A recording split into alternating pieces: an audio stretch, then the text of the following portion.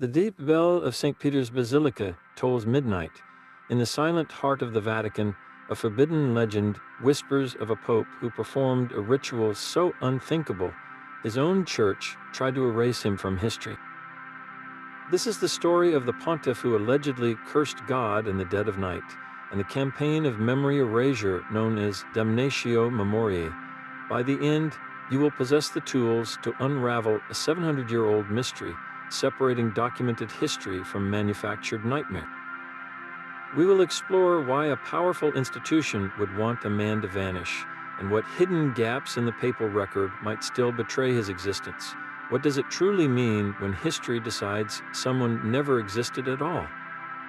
The legend itself is a chilling piece of ecclesiastical folklore.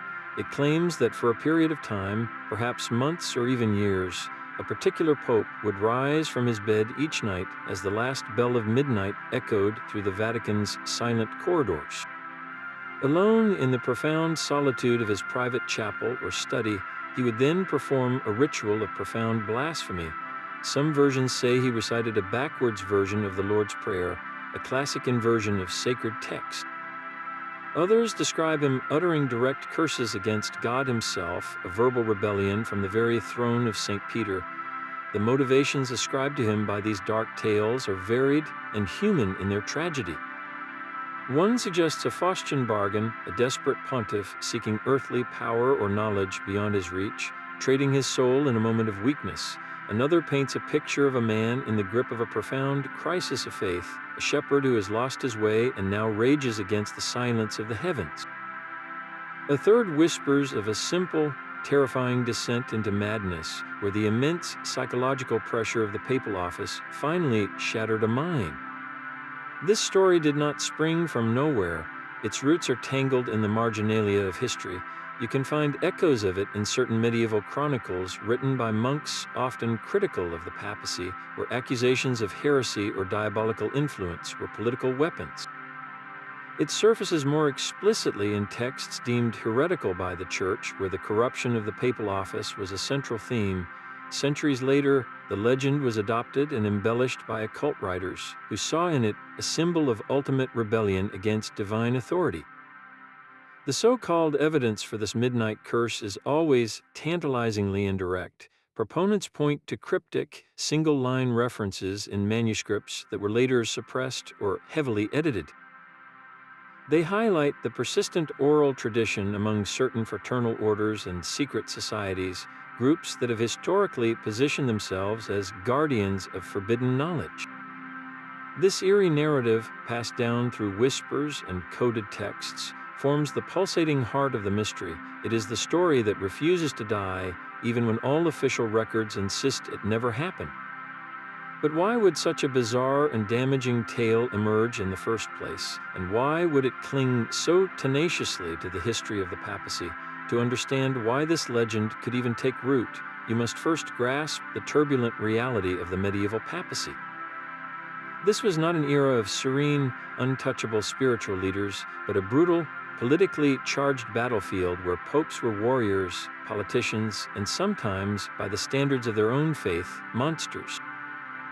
The Church itself had a powerful tool for dealing with such embarrassments, borrowed from ancient Rome, Damnatio Memoriae, the condemnation of memory.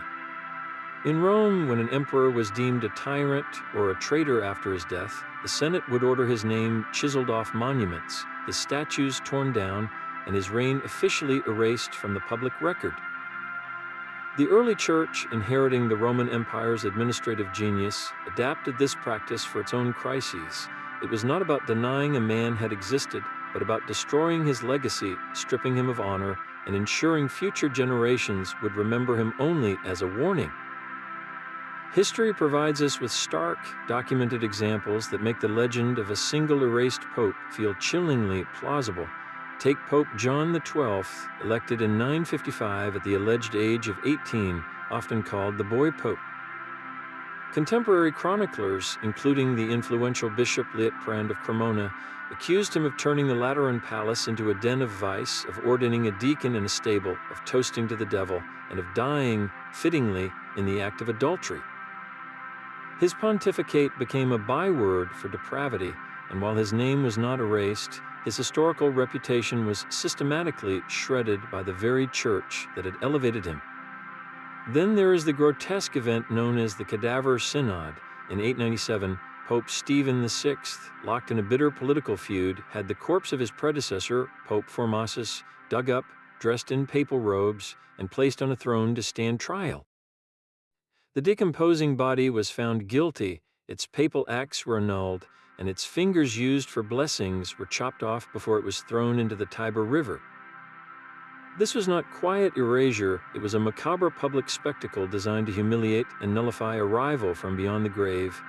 This was the chaotic backdrop of the Middle Ages, a period rife with antipopes, rival claimants backed by warring noble families, allegations of simony, the buying and selling of church offices, and even suspected papal assassinations. In such an environment where the spiritual authority of the papacy was constantly under threat from within and without, the idea of a truly heretical pope was not a fantasy, it was a political weapon and a genuine fear. A pope who cursed God would represent the ultimate corruption, the ultimate vulnerability.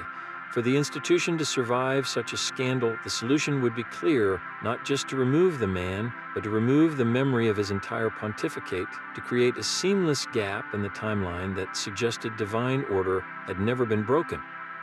So while the specific midnight ritual may belong to folklore, the core concept, a pope so scandalous that the church had to make him disappear from history, was born from a very real and bloody historical precedent.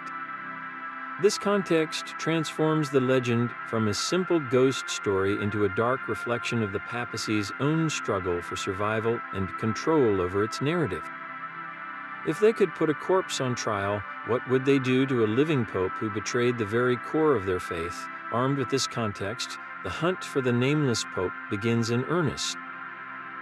The first and most logical place to search is within the Vatican's own official records, the very documents designed to create a perfect, unbroken lineage from St. Peter to the present day. You start with the Liber Pontificalis, the Book of Popes, a compilation of papal biographies begun in the 6th century. You meticulously scan each entry, looking for a break in the pattern, a gap in the timeline, or a biography that feels suspiciously thin. And you find them. There are pontiffs whose entries consist of nothing more than a name and a reign length, a bare whisper in the historical record.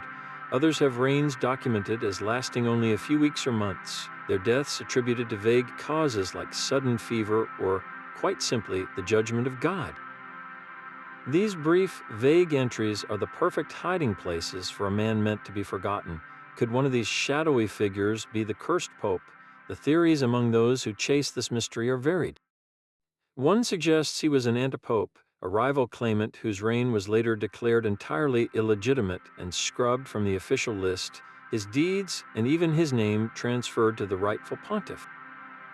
Another, more radical idea posits he was a fully legitimate pope, but one whose actions were so heinous that a later council retroactively declared his entire pontificate null and void, as if it had never happened, creating an administrative ghost. And of course, there is the possibility he is a complete fabrication, a theological bogeyman conjured from the fears and political rivalries of a turbulent age. Conspiracy theorists have floated specific candidates, often pointing to periods of confusion in the papal succession.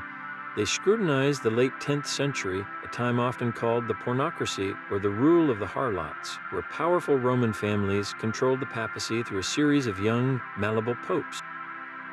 They look at the year 1032, where some lists show a Pope Benedict IX selling the papacy, then retaking it, creating a chaotic overlap. Could a figure be hidden in that mess? The most tantalizing clues, however, are not in the lists, but in the artifacts and the margins.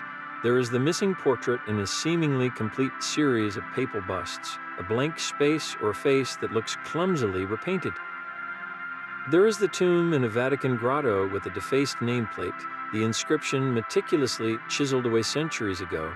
Most haunting are the vague allusions in chronicles not under direct Vatican control, a passing mention by a German monk of a night-walking pontiff, or a Florentine poet's cryptic line about a shepherd who whispered to the dark.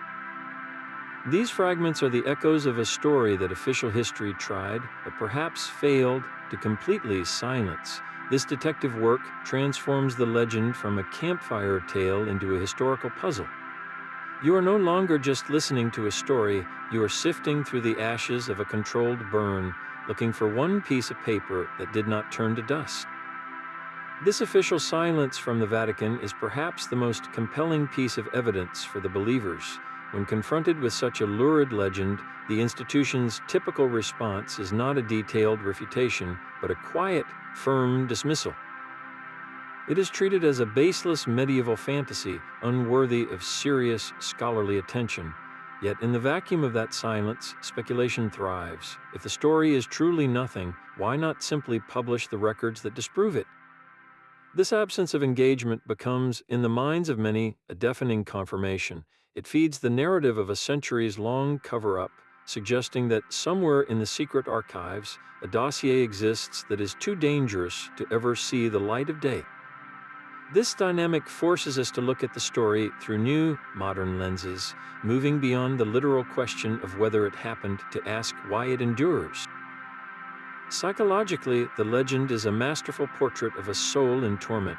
Imagine the unbearable weight of being Christ's vicar on earth, a man believed to hold the keys to heaven and hell, yet who feels only a crushing emptiness. The midnight curse becomes not an act of evil, but a scream of existential despair, a final, futile attempt to provoke a response from a silent God. It is the ultimate crisis of faith, played out in the most sacred office imaginable. From a political angle, the story reads as a devastating piece of character assassination. In the knife fight of medieval papal politics, what more potent smear could exist than to paint your rival as a literal servant of darkness?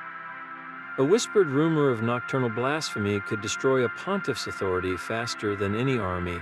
Over generations, that calculated slander could have detached from its original target and hardened into folklore, a ghost story used to warn future popes of the perils of straying from orthodoxy.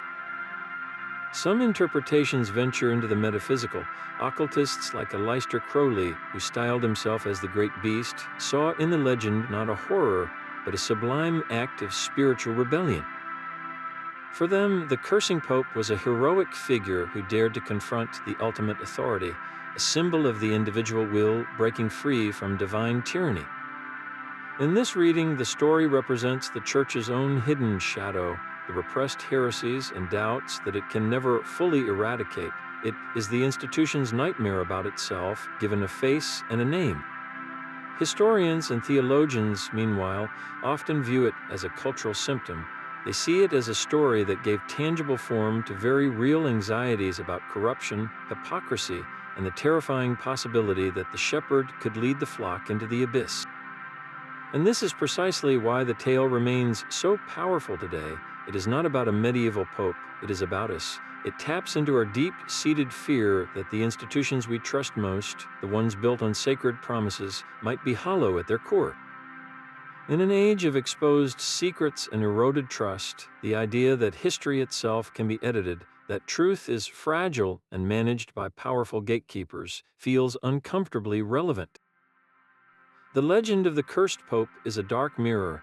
It asks us how far an organization might go to protect its image, and what we are willing to believe when the official story feels incomplete. The real mystery may not be whether a man cursed God at midnight, but why, after all these centuries, we are still so desperate to find him in the shadows. The journey from a whispered curse to the vaults of the Vatican reveals a story far more layered than any simple ghost tale. We began with a chilling image, a figure in white standing alone in the dark, uttering words of ultimate defiance. We then traced that legend back to the brutal, politically charged world that could have birthed it, a world where popes were warriors and memory itself was a weapon. Our investigation led us through the gaps in the official record, the suspiciously brief papal entries, the defaced tombs, and the fragments of text that hint at a history someone tried to erase.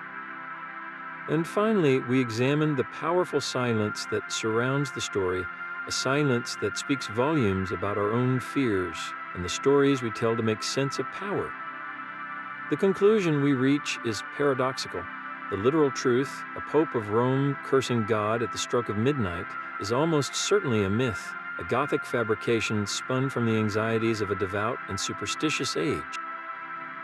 But the enduring power of the story, its stubborn refusal to fade into obscurity, is itself a profound historical truth. It reveals our deep human need to question the institutions we hold sacred, to imagine the unthinkable corruption at the very heart of authority. This legend is a vessel for our collective doubts about faith, power, and the fragility of official history. It forces us to ask what any organization might hide to preserve its unity and its image. So we are left with the final, haunting question, one that lingers long after the details fade. Is a forgotten name more terrifying than a documented monster? A known tyrant, however vile, exists within the framework of history. We can study him, condemn him, and learn from his example. But a ghost in the archives, a man scrubbed so clean from the record that his very existence is a question mark, represents something more unsettling. It suggests a truth so dangerous it had to be unmade, a vulnerability so profound it threatened the foundation of reality itself. It leaves us staring into a blank space in history, wondering what we are not being told, and what other secrets might still lie buried, waiting for a curious mind to piece them together.